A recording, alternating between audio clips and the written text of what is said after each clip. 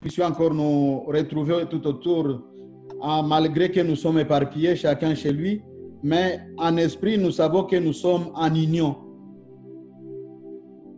Nous pouvons être dispersés dans des quartiers différents, dans des zones différentes, mais nous savons tous que nous sommes ensemble sous la croix de notre Seigneur Jésus-Christ, où nous recevons tous les jours les enseignements qui nous donnent la force et qui nous orientent vers le ciel, là où Jésus est allé nous préparer une place.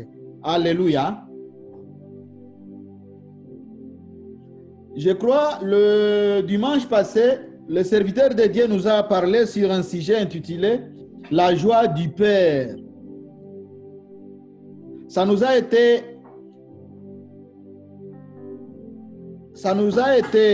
prononcé par le serviteur de Dieu, notre frère bien-aimé Germain, qui nous a montré la joie que le Père a ressentie quand il a vu de loin son fils qui était perdu, revenant encore en regagnant sa maison parentale. Et cette parole a été tirée dans l'évangile écrit par notre frère Luc, chapitre 15, versets 11 à 24. Nous avons bien écouté, le prédicateur était vraiment clair. Comment il nous a montré la joie que le Père a ressentie quand son fils est retourné chez lui.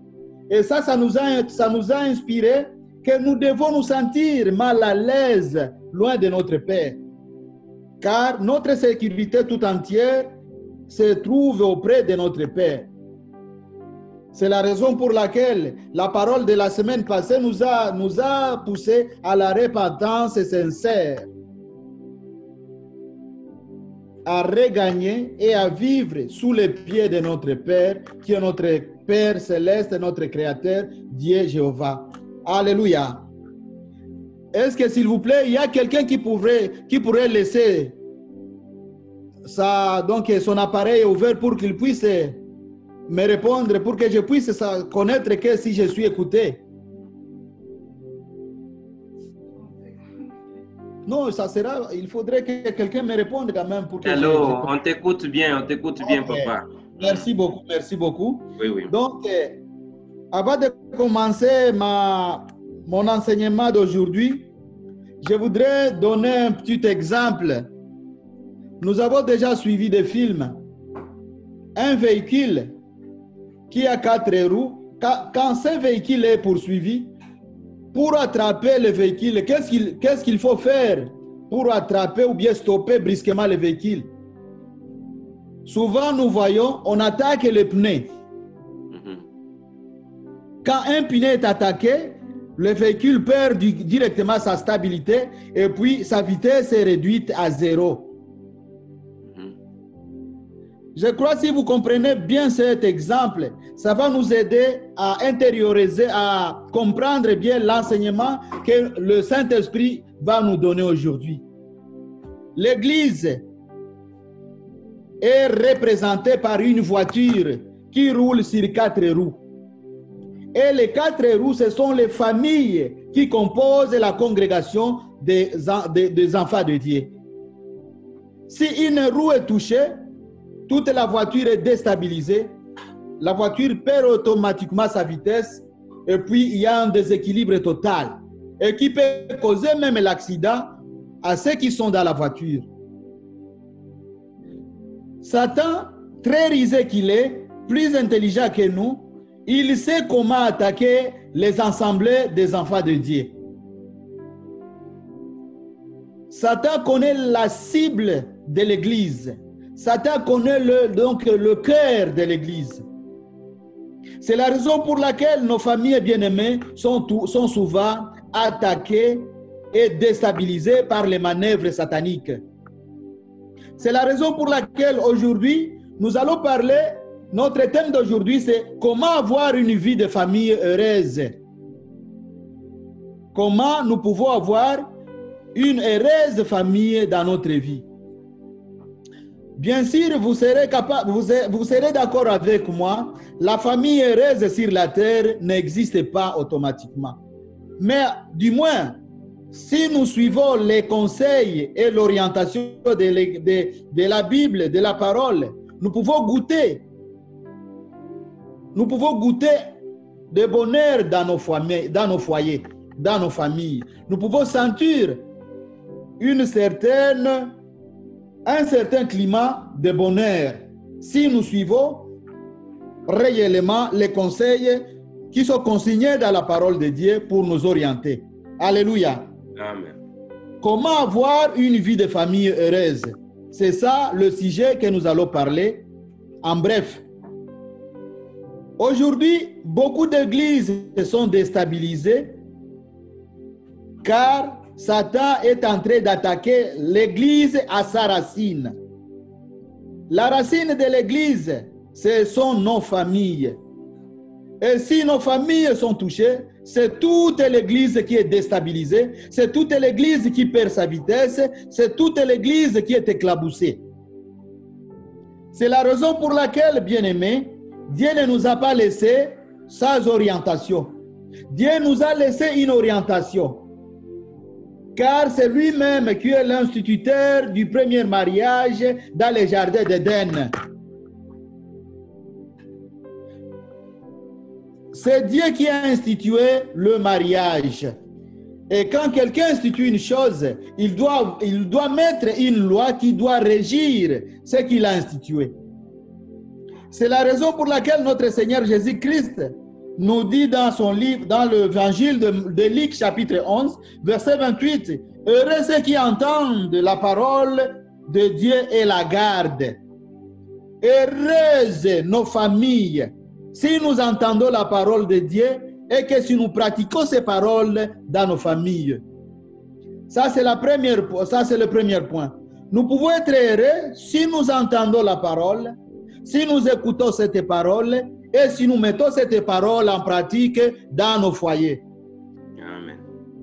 Et pour goûter au bonheur familial, nous devons avant tout reconnaître qui est le responsable, qui est la source de nos foyers. Et si nous reconnaissons Dieu en tant que notre Père, comme Jésus nous l'a enseigné en Matthieu chapitre 6, verset 9, si nous reconnaissons que Dieu est notre Père, nous, en tant qu'époux et nos épouses, si nous reconnaissons tous que nous avons quelqu'un qui est notre Père, nous allons vivre selon sa voie dans nos foyers. Alléluia. C'est comme un enfant, c'est comme des enfants qui ont un seul père. Les deux enfants qui ont un seul père, une seule famille, même s'ils sont dans les jeux, même s'ils se retrouvent au parc, même s'ils se retrouvent partout, ils seront un peu soudés parce qu'ils connaissent que nous sommes ici d'une même souche. Si nous reconnaissons que notre coïncidence, notre union tire sa source au Créateur Jéhovah Dieu, nous serons vraiment attentifs et nous allons suivre son orientation dans notre relation conjugale. Amen. C'est la raison pour laquelle frère Pichou va nous lire dans le livre de Genèse, chapitre 26, chapitre 1, verset 26 et 28. Genèse, chapitre 1, verset 26 à 28. Nous lisons dans le livre de Genèse, chapitre 1, et nous allons lire au verset 26 du verset 26 jusqu'au verset 28. Nous lisons au nom de Jésus-Christ. Amen, amen. La parole de Dieu dit ceci. Puis Dieu dit, faisons l'homme à notre image, selon notre ressemblance, et qu'il domine sur les poissons de la mer, sur les oiseaux du ciel, sur le bétail, sur toute la terre et sur tous les reptiles qui rampent sur la terre. Amen. Dieu créa l'homme à son image, il les créa à l'image de Dieu, il créa l'homme et la femme. Dieu le bénit et Dieu leur dit, soyez féconds, multipliez, remplissez la terre et l'assujettissez, et dominer sur les poissons de la mer, sur les oiseaux du ciel et sur tout animal qui se meut sur la terre. Amen. Amen. Amen, amen. Soyez bénis, mon frère. Soyez bénis. Bien-aimés, nous venons de suivre ici la lecture de cette écriture, la lecture de ces passages que nous avons tant entendus et que nous entendons souvent. Ici, nous voudrions seulement faire savoir que si l'homme et la femme se sont mis ensemble pour le mariage, ce n'est pas par hasard. Ce n'est pas par hasard. Tu verras quelqu'un qui est né dans une famille, dans une tribu, et l'autre qui vient d'une autre région, mais qui se mettent ensemble. C'était dans le plan de Dieu. Et si nous reconnaissons ça dans nos foyers, si nous reconnaissons que c'est Dieu qui nous a unis, nous ne devons pas jouer avec le mariage. Alléluia. Amen. Nous devons respecter cette union qui devrait être sainte, car ça a été institué par le Créateur et l'auteur du ciel et de la terre. D'après la Bible, quel est le rôle de chaque membre maintenant de la famille? D'après la Bible, quel est le rôle de chaque membre de la famille? Pour répondre à cette question, nous allons lire dans l'évangile de notre frère Matthieu chapitre 19. Matthieu chapitre 19, versets 4 à 5.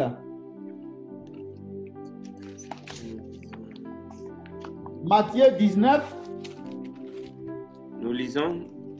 Versets 4 à 5 en Matthieu chapitre 19. Nous lisons, nous continuons dans Matthieu chapitre 19. Nous allons lire le verset 4 et le verset 5. Nous lisons au nom de Jésus-Christ de Nazareth. Amen. Il répondit, « N'avez-vous pas lu que le Créateur au commencement fit l'homme et la femme, et qu'il dit, c'est pourquoi l'homme quittera son père et sa mère et s'attachera à sa femme, et les deux deviendront une seule chair. » Amen. Amen. Amen. Bien-aimés, nous venons d'écouter que Jésus, donc ce sont les pharisiens et les juifs qui sont venus lui poser la question, est-il permis à un homme de divorcer avec son épouse? Il y a eu une discussion là-bas, mais Jésus les a répondu et les juifs ils ont poussé un argument. Non, parce que Moïse nous a dit il faut écrire un acte de divorce. Mais Jésus les a répondu que non, c'est à cause de votre leader de coups. Mais je vous dis que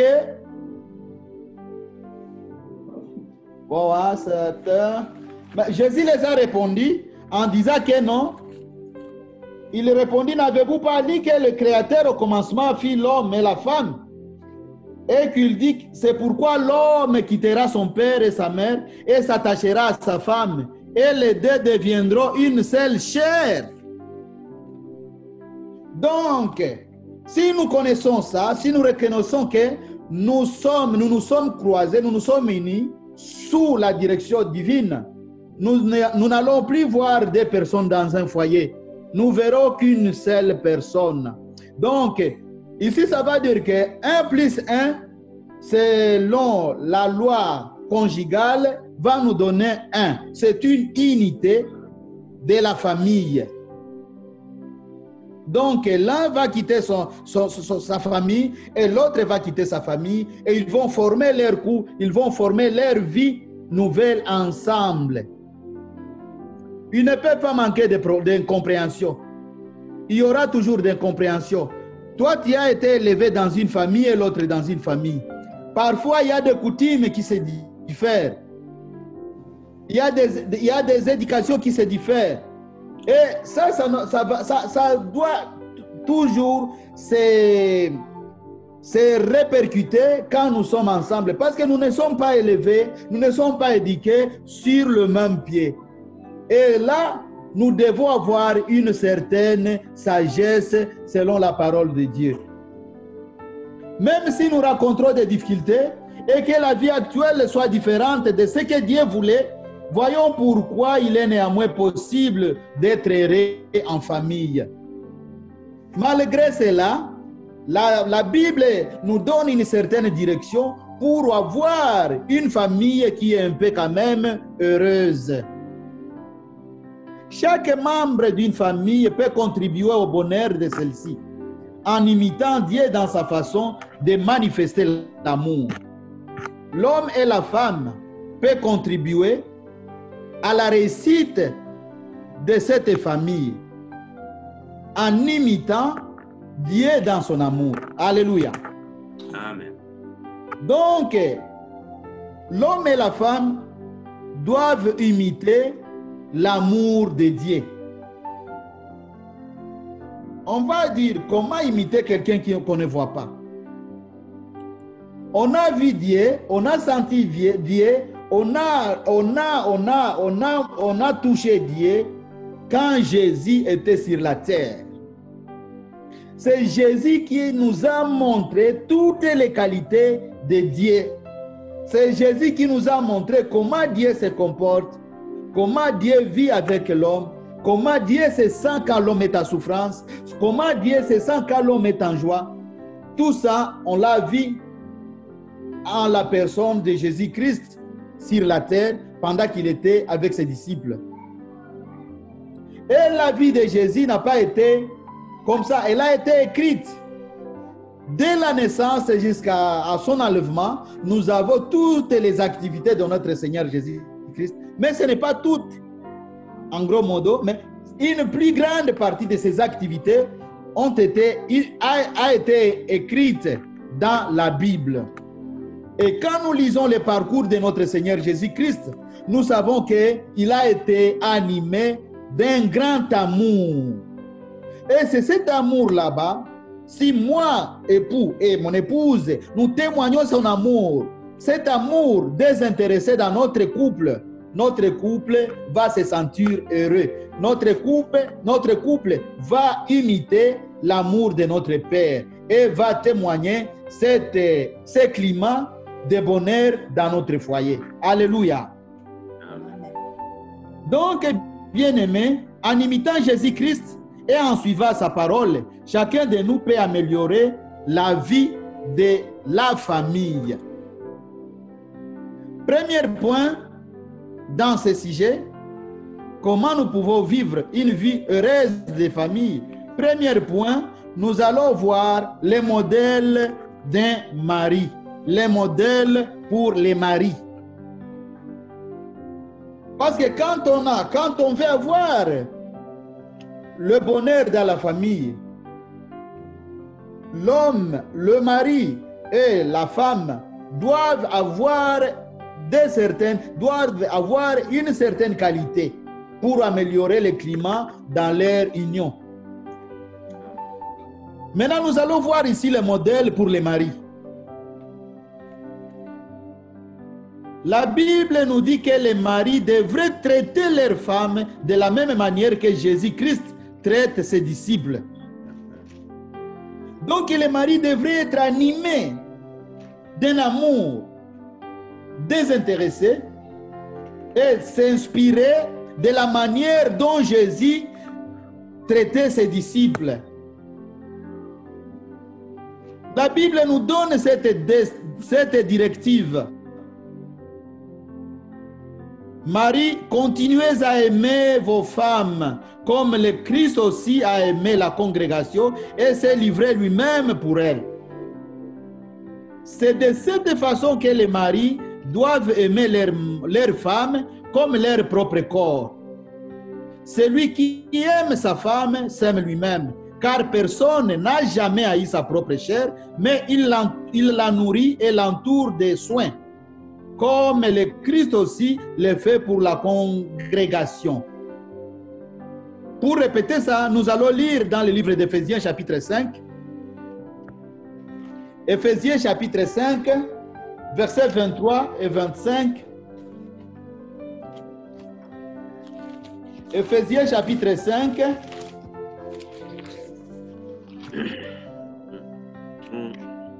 Nous lisons dans Éphésiens chapitre 5. Éphésiens chapitre 5, versets 23 à 25. Amen. Nous lisons au nom de Jésus-Christ. Car le mari est le chef de la femme, comme Christ est le chef de l'Église, qui est son corps et dont il est le sauveur. Or, de même que l'Église est soumise à Christ, les femmes aussi doivent l'être à leur mari en toutes choses. Marie, aimez vos femmes comme Christ a aimé l'Église et s'est livré lui-même pour elle. Amen. Amen, amen, amen. Alléluia. Ici, frère Paul est en train de nous dire, femmes, soyez soumises à vos maris comme au Seigneur, car le mari est le chef de la femme, comme Christ est le chef de l'Église, qui est son corps, et dont il est le sauveur. Or, de même que l'Église est soumise à Christ, les femmes aussi doivent l'être à leur mari en toutes choses. En toutes choses. Et quand nous lisons aussi dans le verset 29, nous allons voir ici, car jamais personne n'a haï sa propre chair, mais il la nourrit et prend soin comme Christ le fait pour l'Église. Donc, un homme qui ne se soucie pas de sa femme, c'est comme si quelqu'un qui se lave une partie de son corps et oublie une autre partie. Et quand on voit quelqu'un qui est pareil, on peut l'appeler directement, soit il a une certaine difficulté psychologique. Or, ici, ça témoigne seulement, bien aimé, comment est-ce que l'intention tout entière de l'homme devrait être posée, devrait être orientée sur sa femme. Sur sa femme. Donc, l'amour de Jésus pour ses disciples devrait nous inciter à l'imiter. L'amour de Jésus-Christ sur ses disciples devrait nous inciter à imiter ce Jésus.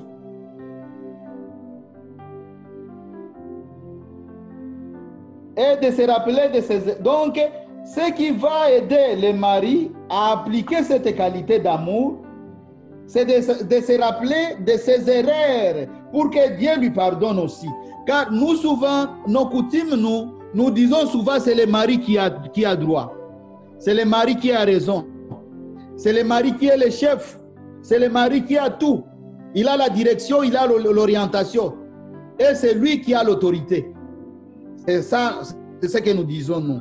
Mais Jésus n'avait pas cette intention là-bas. Jésus n'était pas comme ça. Jésus était animé d'un amour. Donc, cet amour de Jésus devrait nous pousser à voir nos épouses comme nos compagnes, comme nos compléments. Un complément, c'est quoi? Un complément, c'est quelque chose qui manque pour faire, donc, qualifier quelque chose. Donc, un complément, c'est quoi? C'est comme, donc, en Swahili, on dit, il y a un adage qui dit que les deux mains se lavent. Un adage Swahili dit cela. Mes frères congolais, donc mes frères Jospin et autres me comprennent très bien. Les deux mains se lavent. Si la main gauche n'arrive pas à un côté, c'est la main droite qui peut toucher à ce côté là-bas. La complémentarité qui est animée d'un respect mutuel et de l'amour désintéressé. Donc, un mariage heureux est l'union de deux personnes qui sont prêtes à pardonner. J'aime souvent cet adage là-bas. C'est un bon adage. Hein? Un mariage heureux, c'est une union de deux personnes qui sont prêtes à pardonner. Dans le mariage, si le pardon n'existe pas, bien aimé, il y a un sérieux problème. Donc, c'est le pardon qui peut animer, qui peut motiver, qui peut donc graisser notre amour dans notre union maritale. C'est comme nous l'avons dit, à notre introduction, nous avons donné un exemple d'une voiture étant la congrégation chrétienne, une voiture montée sur 4 roues, qui sont les familles qui composent notre congrégation, mais les roues ont besoin, la voiture a besoin de l'huile, de la graisse. La graisse, je crois tout le monde au Canada connaît ça très bien. Si la voiture manque de l'huile, le moteur peut éclater. Donc l'huile de notre réunion, l'huile de notre union, c'est le pardon. Jésus ne nous a pas enseigné ça. En Matthieu chapitre 6, verset 9. Donc, quand Jésus a enseigné à ses disciples la prière exemplaire qui est souvent intitulée le Notre Père, il y a une phrase que nous oublions souvent. Jésus nous a dit que en priant, vous devez dire Notre Père qui est aux cieux, mais pardonnez-nous nos offenses comme nous pardonnons à ceux qui nous ont offensés. Et cette phrase a une place dans nos relations maritales. Cette phrase a une place dans nos foyers. Combien de fois Dieu nous pardonne? Frère Pierre, car il était souvent animé d'un esprit de curiosité, il a demandé à Jésus un jour, Seigneur, concernant le pardon, jusqu'à combien de fois je dois pardonner quelqu'un qui m'offense? Pierre qui voulait se défendre en disant à Jésus non, jusqu'à 7 fois, mais Jésus l'a répondu une question, et donc une réponse qui nous ébranle tous. Il a dit 7 fois fois 7. Donc, quand nous comptons les jours, donc les heures d'une journée, c'est à toute heure que quelqu'un t'offense. Tu es prêt, tu dois être prête à le pardonner. À 6 heures, tu m'offenses. À 6h59, si tu reviens et tu me dis pardon, je dois pardonner. 7 heures, 8 heures, 10 heures. Donc, ça nous montre que le pardon devrait être toute notre vie. Nous devons être les gens qui pardonnent. Souvent, nous pardonnons et nous recourons encore en arrière. Non, l'autre fois, il y a d'autres qui ont déjà des agendas, des carnets. Il y a un problème dans le foyer, il écrit dans l'agenda. Il y a un problème dans la maison, il écrit dans l'agenda. Et quand le problème survient, non, il va dire non, trop c'est trop. Comme les Anglais disent, too much. Mais la parole nous dit que nous devons être prêts à pardonner. Prêts à pardonner. Je répète encore. Un mariage heureux est l'union de 2 personnes qui sont prêtes à pardonner. La question qui se pose à moi et à vous, bien-aimés, sommes-nous prêts à pardonner? Souvent, nous les hommes, nous avons une certaine suprématie, car nous croyons que quand nous avons donné la dot, nous avons tous les droits sur nos épouses. Il y a d'autres coutumes qui disent que non, une femme ne peut pas savoir tout ce que l'homme détient.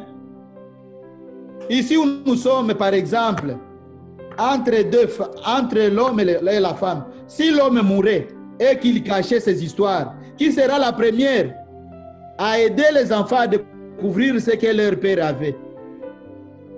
C'est la femme. C'est la femme. Donc, il y a d'autres principes bien-aimés qui ne devront pas avoir place dans nos foyers actuels en tant que chrétiens. Donc nous devons vivre selon la parole de notre Seigneur Jésus-Christ. Selon l'organisation, il y a un serviteur de Dieu qui nous parlait que non, souvent, l'homme se dit la tête, mais si la tête n'a pas de cou, cette tête ne peut pas se poser. Tu te diras la tête car tu es sur un coup qui te tient. Donc, si nous sommes des hommes, nous avons des femmes qui nous soutiennent et nous devons prendre ces femmes avec beaucoup de respect. Car nous sommes devenus une seule chair. Quand nous nous souvenons toujours de la création, quand Adam s'est réveillé, il a trouvé quelqu'un auprès de lui. Il a acclamé, il a dit, oh, voici la chair de ma chair, les os de mes os. Donc, nos femmes, ce sont nos sœurs, ce sont nos... Donc, nous ne sommes plus deux, mais nous sommes un dans nos maisons. Les maris devraient remarquer également que Jésus avait toujours preuve de considération envers ses disciples. Il y a des décisions bien-aimées qu'avant de prendre une décision, il faudrait aussi associer nos épouses pour prendre certaines décisions. Nous ne devons pas dire que non, c'est moi qui ai toute l'autorité, je peux faire tout ce qui me plaît, mais nous devons nous associer. Vous voyez, Jésus avait des considérations à ses disciples. La Bible décrit comme... La Bible nous décrit très bien nos épouses. Elle nous dit que ce sont des vases faibles. Et elle ordonne au mari, elle a assigné de l'amour et de l'honneur. Donc la Bible nous parle que nos épouses, ce sont des vases faibles. Et ceci nous pousse à témoigner à ces vases de l'honneur et de la piété, de l'honneur et du respect. Donc, pourquoi? Parce que les femmes, autant que les maris, ont part à la faveur imméritée de la vie éternelle. Et les femmes et les maris, nous tous, nous avons part à la grâce, à la faveur imméritée de la vie éternelle de notre Seigneur Jésus-Christ. Il n'est pas réservé à Dieu que non, à dire que non. Ce sont les hommes seulement qui auront la vie éternelle. Non. Et l'homme et la femme, nous tous, nous sommes égaux pour acquérir cette vie éternelle. Et nous allons lire, frère Jospin peut nous lire dans la première épître de frère Pierre, 1 Pierre chapitre 3 verset 7.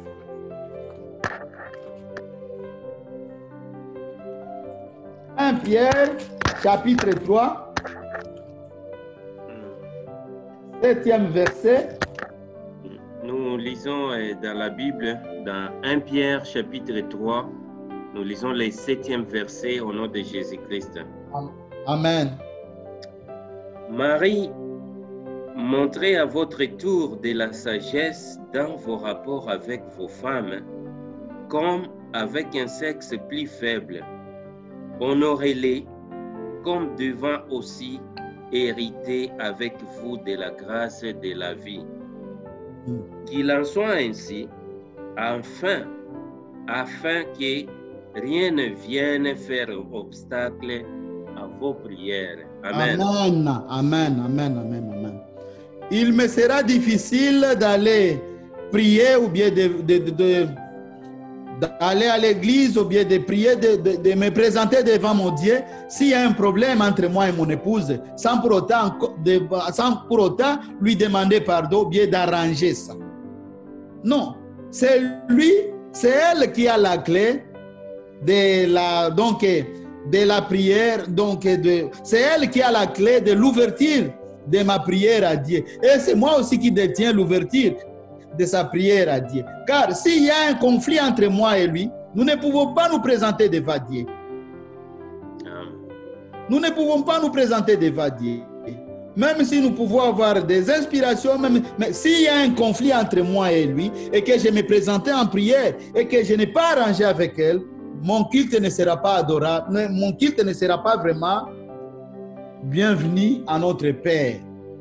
Il va me dire, va d'abord arranger avec ta conjointe, ou bien va d'abord arranger avec ton mari. Alléluia. Amen. Nous devons avoir une certaine sagesse. Nos femmes, pourquoi on les appelle faibles? Elles ne sont pas faibles en termes, mais elles sont faibles selon leur physionomie. Parce qu'elles connaissent souvent des périodes de changements psychologiques. Et nous devons mettre ça en tête. Nous devons mettre ça en tête, bien-aimés. La tendresse de Jésus était réconfortante. Elle a touché les femmes qui sont devenues ses disciples. Donc Jésus était tendre envers ses disciples. C'est la raison pour laquelle il y avait quelques femmes qui se sont attirées par la tendresse de Jésus. Et ces femmes sont comptées aujourd'hui parmi ses disciples fidèles. Telles que Marthe, Marie Magdala. Il y avait beaucoup de femmes qui ont été attirées par la tendresse de Jésus. Or, à l'époque, il était difficile qu'une femme s'associe à un groupe d'hommes. Mais dans le groupe des disciples de Jésus, parmi les 120 personnes qui entouraient Jésus, il y avait aussi des femmes. Et ces femmes étaient attirées par la qualité de tendresse de cet enseignant, qui était touché par l'amour, qui était touché par la vie des femmes qui étaient marginalisées. Alléluia. Amen. Les femmes ont besoin de la tendre affection de leur mari. Parfois, Jésus s'est présenté à ses disciples et il les trouvait parfois fatigués, et Jésus lui-même est préparé pour ses disciples. C'est la raison pour laquelle vous verrez dans l'évangile, quelquefois après avoir évangélisé, les disciples sont revenus et Jésus les a vus vraiment fatigués, mais Jésus les a invités quelque part pour aller se reposer. Il sera aussi bon quand parfois moi je ne travaille pas, mon épouse travaille. Si elle trouvait la nourriture déjà prête, ça lui fera bon parce qu'elle va manger et puis elle va se reposer.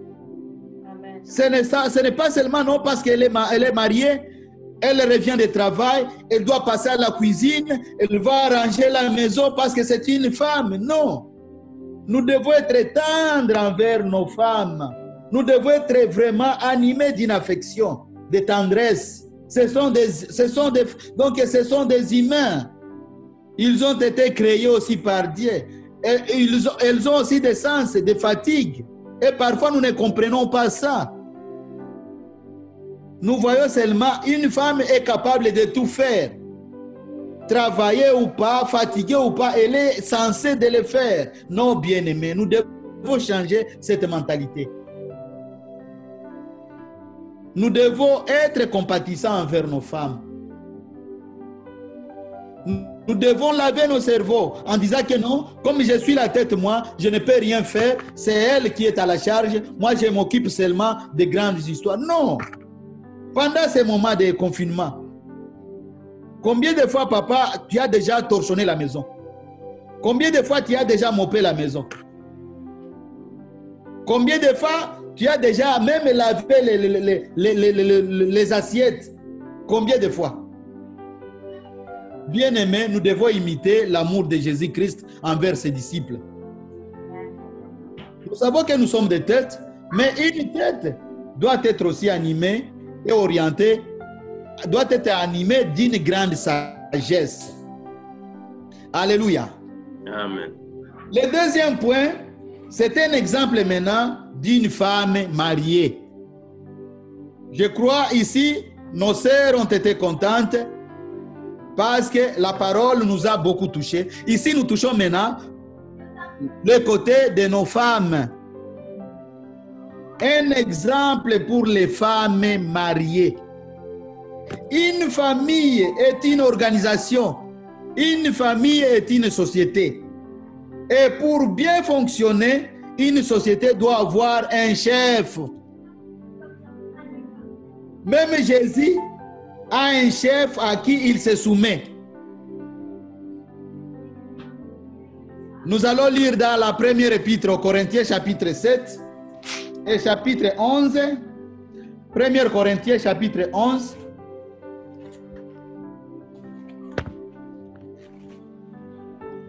Premier Corinthiens, chapitre 11, verset 3.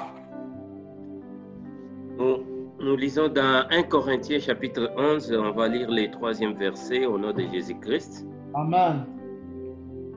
Je veux cependant que vous sachiez que Christ est le chef de tout homme, que l'homme est le chef de la femme et que Dieu est le chef de Christ. Amen. Amen, amen, amen. Nous avons suivi ici frère Paul qui donnait à l'église de Corinthe l'organisation, l'organigramme divin dans la vie spirituelle. Donc, le chef de Christ, c'est Dieu. Et le chef de l'homme, c'est Christ. Et le chef de la femme, c'est l'homme. Souvent, cette écriture, beaucoup l'interprètent d'une façon égoïste. Ils disent que non, parce que je suis chef, tu ne peux pas me dire quelque chose. Mais tu es chef sous la supervision de notre chef. Donc c'est comme quelqu'un qui est gérant, mais qui doit rendre aussi rapport aux responsables de la société. Et si nous savons que nous sommes des superviseurs, nous devons nous comporter vraiment avec beaucoup de sagesse. Car et la femme et les enfants que Dieu nous donne ne nous appartiennent pas. Et moi et les membres de ma famille, nous tous nous appartenons à Dieu. Alléluia. Amen. Nous appartenons à Dieu. La soumission de Jésus à l'autorité de Dieu constitue un excellent exemple, car nous avons tous un chef à qui nous devons nous soumettre. Nous tous, nous sommes soumis à Dieu. Et si nous sommes soumis à Dieu, nous devons être animés de cet esprit de dire que non, la seule direction que je dois suivre et que je dois respecter, c'est la direction divine dans ma famille. Amen. Donc, cette direction va m'obliger à demander à Dieu sa présence dans ma famille. Si la présence de Dieu est dans notre famille, donc notre famille va goûter à l'honneur et au bonheur qui sont tirés par l'orientation du Saint-Esprit. Si la présence de Dieu est dans nos familles, le Saint-Esprit va nous combler et va nous conduire. Et la femme et son mari, ils seront tous remplis de cet Saint-Esprit là-bas. Alléluia. Amen. Bien-aimés, la Bible, donc, la Bible nous montre de bons exemples, de beaucoup de femmes. La Bible nous donne beaucoup d'exemples. Il y a par exemple le premier exemple de la soumission qui est inscrit dans le livre de Genèse, que nous connaissons tous, le comportement de Sarah envers son mari Abraham. Cette femme appelait Abraham Seigneur, mon Seigneur, mon Seigneur. Ici, nous ne disons pas à nos épouses de nous adorer, non.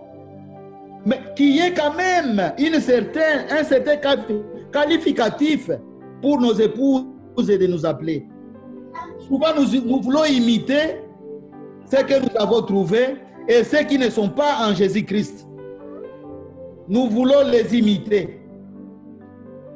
J'aime souvent les femmes qui appellent leur mari papa tel, frère tel. C'est bon. C'est bon, ce n'est pas une soumission aveugle, non. Nous devons suivre l'exemple dans la Bible. Sarah appelait souvent son mari mon Seigneur Abraham. Il n'appelait jamais Abraham à son nom, jamais. Et nos épouses devraient suivre l'exemple de Sarah. La soumission.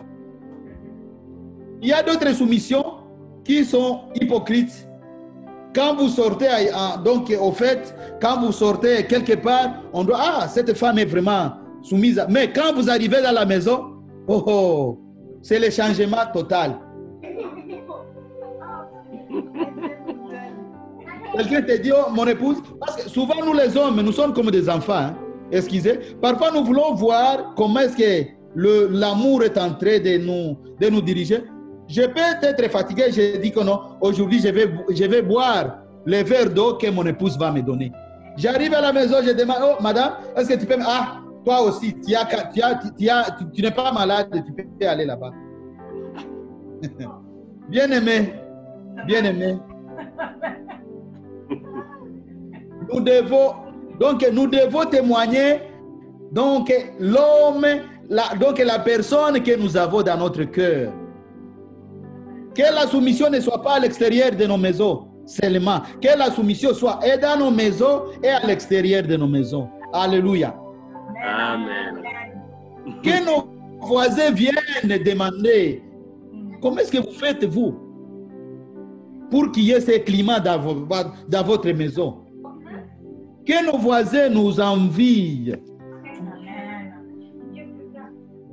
Pourquoi est-ce que les églises sont en difficulté aujourd'hui? Parce que nos familles sont attaquées. Comme nous l'avons dit auparavant, une voiture, qu'elle soit neuve, si une roue seulement est trouée, cette voiture va être déstabilisée. Pour que notre assemblée soit forte, pour que notre assemblée progresse, il faut que nos foyers soient stables. L'église de demain, c'est nos enfants. La société de demain, c'est nos enfants. Il y a une étude qui a été menée par les psychologues sur 10 enfants qui sont élevés d'une famille monoparentale.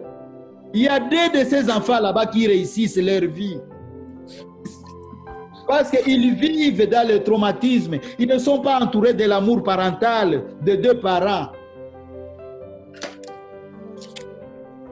Donc Satan est là-bas pour nous dissimuler. Satan est là-bas pour nous désorienter. Car il voit que si nous sommes collés, si nous sommes soudés, si nous sommes stables, nos enfants continueront à les déstabiliser.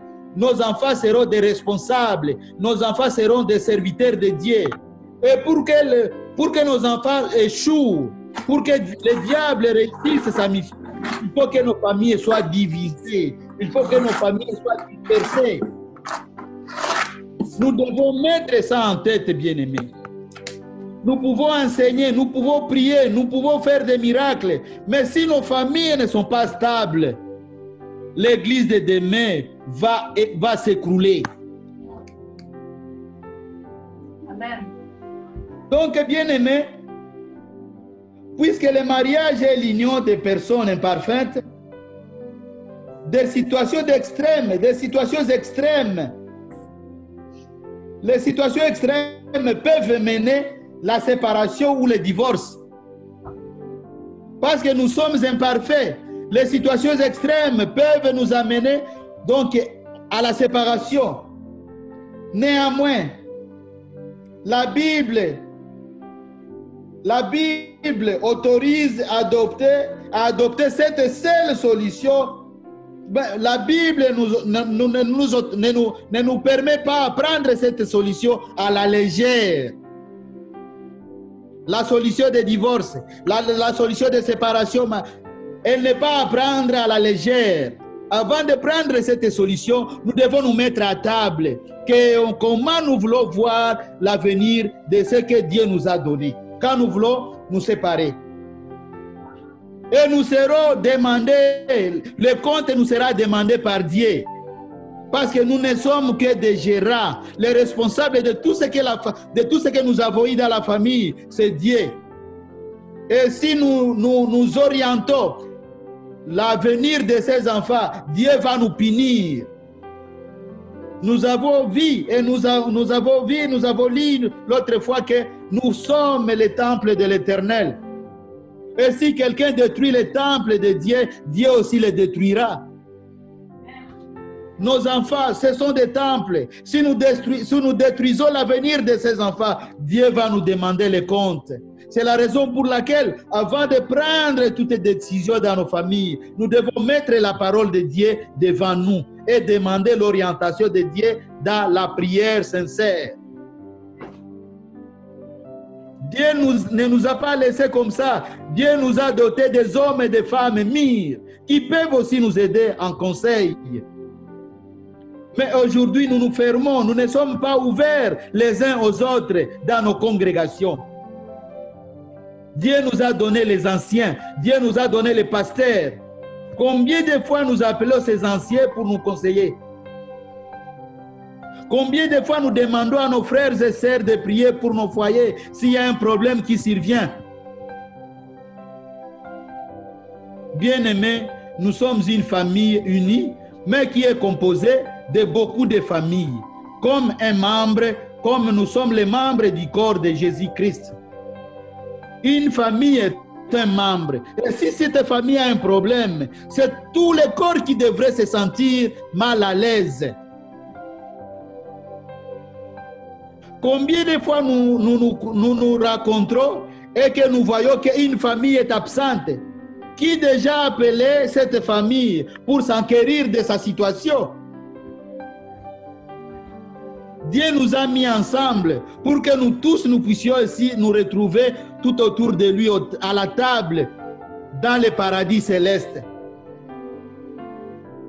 La prière de Jésus, quand il voulait se séparer avec ses disciples, Jésus a demandé à son Père, « Père, je n'ai rien perdu. Je n'ai perdu quelqu'un sauf le fils de destruction qui était Judas. » Nous devrions aussi prier comme ça dans notre assemblée. Que les chrétiennes et les chrétiens que Dieu nous a donnés, que nous puissions tous aller ensemble à la rencontre de notre Seigneur Jésus-Christ quand il viendra récupérer son épouse qui est l'Église. Bien-aimés, nous ne devons pas oublier que le progrès de notre congrégation est sur la stabilité de nos familles. C'est la raison pour laquelle nous devons, bien-aimés, prier les uns pour les autres. Si vous voyez combien de fois les enfants sont dans les riz, les enfants qui sont dans les riz souffrent. Vous devez toujours prier à Dieu qui est vraiment une parfaite attente entre mari et femme dans nos maisons. Car les enfants qui sont souvent seuls, leur avenir est incertain. Pourquoi? Parce qu'ils n'ont pas quelqu'un pour les conseiller. Ils n'ont pas quelqu'un pour l'orienter. C'est comme un joueur qui n'a pas un coach. Nous sommes là pour coacher nos enfants. Nous sommes là pour orienter nos enfants. Et si nous orientons nos enfants, sous la base de la parole de Dieu, nos enfants auront un avenir meilleur. Alléluia. Amen. Mais donc il y a d'autres choses qui peuvent pousser au divorce, mais selon la Bible, Jésus autorise seulement quand on divorce. Ici je voudrais parler sur le divorce. La fornication commise par l'un des conjoints est le seul motif biblique qui l'autorise.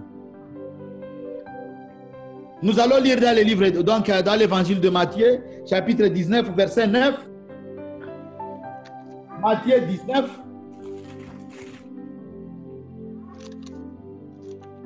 Matthieu 19, verset 9.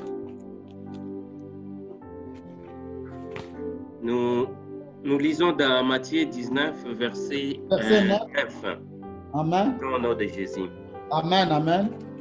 Mais je vous dis que celui qui répudie sa femme, sauf pour infidélité, et qui en épouse une autre, commet un adultère. Amen.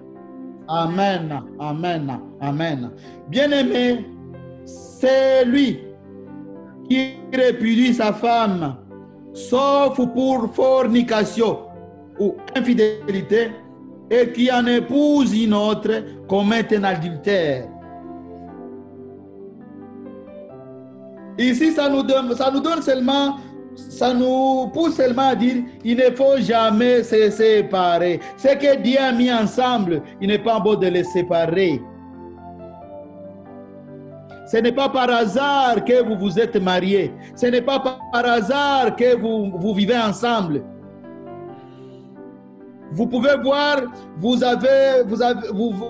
venez d'une telle province, vous venez d'un tel pays, mais vous vous mettez ensemble sous l'amour de Dieu. Ce n'est pas par hasard. C'est pour un objectif que Dieu nous a mis ensemble. Et nous devons respecter cette union que Dieu a soudée parmi nous. Alléluia. Amen. Amen. La réussite de nos enfants est conditionnée par la stabilité de nos familles. Même la réussite de nos assemblées, même la stabilité de nos congrégations. Si toutes nos familles sont touchées, si toutes nos familles sont déstabilisées, c'est tout le corps de Christ qui est déstabilisé. Surtout dans ces pays où nous vivons. Satan connaît que les serviteurs de Dieu, souvent je ne les retrouve pas dans des bars, je ne les vois pas dans de petites choses à l'extérieur, mais je dois attaquer leur foyer. C'est la raison pour laquelle, bien aimés, les foyers des serviteurs de Dieu sont souvent touchés. Les foyers des enfants de Dieu sont souvent attaqués par le diable. Et son unique objectif, c'est déstabiliser l'ensemble qui est le corps du Christ. Et nous devons prier et nous devons mettre ça en tête, que Dieu mette en nous que c'est lui qui est l'instituteur de notre relation maritale. C'est lui qui nous a unis. Si nous connaissons que c'est lui qui nous a unis, nous ne devons pas jouer ou bien nous ne devons pas prendre à la légère nos mariages. Si nous reconnaissons ça dans notre vie, nos foyers seront heureux. Nos familles seront heureuses et nos enfants seront heureux et leur avenir sera prometteur. Nous ne devons pas prendre le mariage à la légère. C'est une institution divine. Et si nous voulons que nos prières soient bien exaucées par notre Père, qu'il y ait une union, qu'il y ait une attente entre nous en tant qu'époux et épouse. Jésus n'avait pas dit que si vous vous mettez ensemble deux personnes et vous priez sur une telle chose, je vous la donnerai. Si vous avez une requête, vous devez mettre ça ensemble, mari et femme, et pour vous prier en union, et vous verrez que Dieu va agir et Dieu va répondre à cette requête. Amen. Combien parmi nous qui ont des téléphones, leurs femmes connaissent les mots de passe de téléphone de leur mari? Combien parmi nous, dans leur téléphone, la photo de la femme ou la photo de son mari est là-bas? Bien aimé, quand nous vivons ça, nos enfants vont imiter ce que nous faisons dans nos foyers.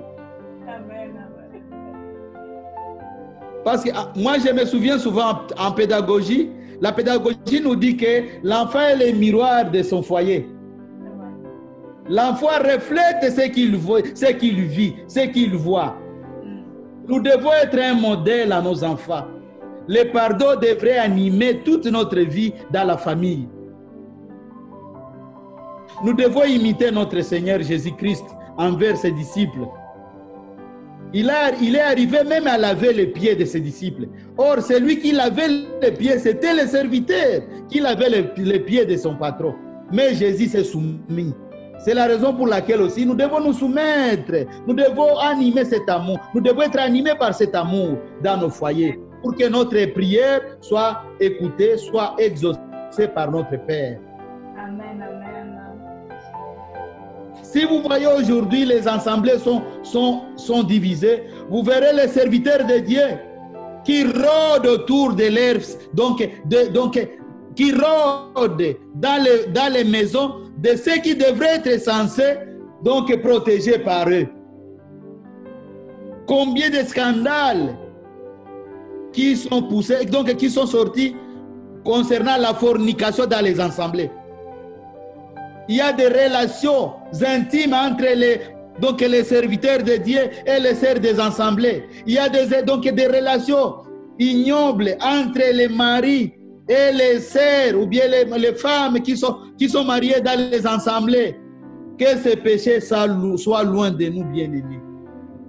Que chacun de nous garde la parole de Dieu dans nos cœurs.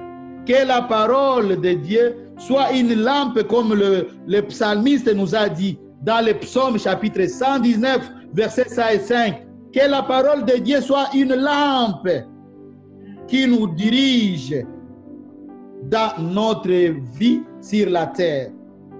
Amen. Bien-aimés, nous arrivons à la fin de notre service de ce matin, mais nous allons demander à Dieu de nous donner donc l'esprit du respect mutuel entre l'homme et la femme, que chacun de nous sache sa tâche, que chacun de nous connaisse sa place dans la famille, et que nos enfants puissent imiter notre modèle, le modèle de Jésus-Christ, qui était soumis à son Père et qui était animé d'un amour désintéressé à ses disciples.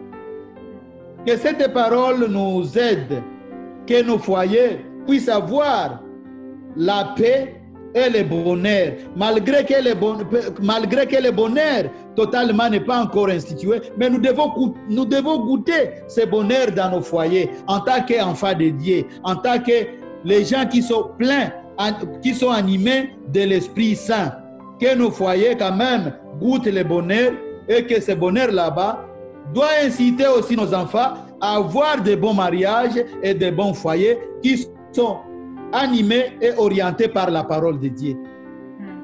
Que Dieu nous bénisse et que Dieu nous donne la force d'être dirigés et conduits par sa parole qui est sainte. Amen. Amen. Amen. Nous allons appeler la chorale, elle va nous animer, elle va nous entonner cette chanson. Oui, prends tout Seigneur. Après cette chanson, nous allons prier pour que Dieu vraiment se souvienne de nos familles. Car Satan est en train d'attaquer nos familles. Que Dieu vraiment continue à protéger nos familles contre les fléaux de divorce, contre les fléaux d'incompréhension, contre les fléaux d'hypocrisie. Qu'il y ait une relation sincère dans nos familles pour que sa parole continue à nous orienter et à nous protéger. Amen. Amen. Amen. Amen.